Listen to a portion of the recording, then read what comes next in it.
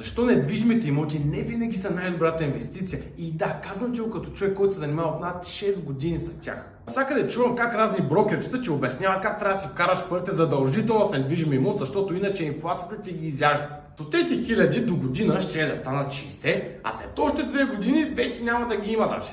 Ти обясняват какво ли не, само и само да ти пробутат нещо, за да могат да си вземат едната комисионна. Обаче пропускат по-важната част. В какъв имот да инвестираш и как да го направиш той да работи в твоя полза.